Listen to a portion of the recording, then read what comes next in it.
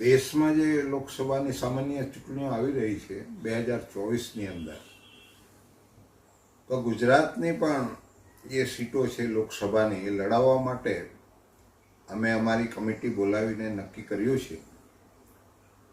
એના ભાગરૂપે હું આ પાર્ટી બાપ પાર્ટી છે એનો સંરક્ષક છું, અને એ કમિટીએ જે નિર્ણય લીધો છે એ નિર્ણય આજે હું અહીં આગળ રજૂ કરું છું કે ભરૂચની જે લોકસભાની બેઠક જે બહુ જ ચર્ચામાં છે, બધા જ લોકોને, બધી જ પાર્ટીઓને રસ અહીં બહુ જામી ગયો છે, તો અમે બાપ પાર્ટી તરફથી પણ અમારો પ્રત્યાશી અમે ઉતારવાના છે.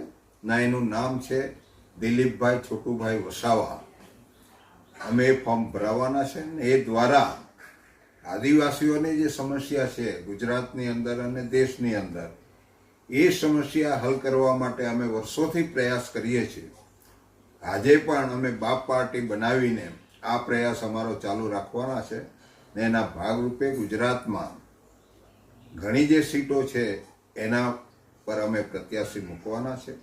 ને ભરૂચની અંદર આજે હું જાહેરાત કરું છું, દિલીપભાઈ છોટુભાઈ વસાવા એ અમારા પ્રત્યાશી રહેશે, અને આ સામાન્ય ચૂંટણી લડીને અમારા પર જે અત્યાચારો થાય છે આદિવાસીઓ પર, જે અમે દેશના માલિક છીએ, જંગલોના માલિક છીએ, આજે સરકાર દ્વારા ઘણી સરકારો બની છે ને એ અમારા પર હુમલા ચાલુ રાખેલા છે, એનો વિરોધ કરવા માટે અમે આ પાર્ટી બનાવી છે ને પાર્ટી દ્વારા અમે અમારી લડત આપશું.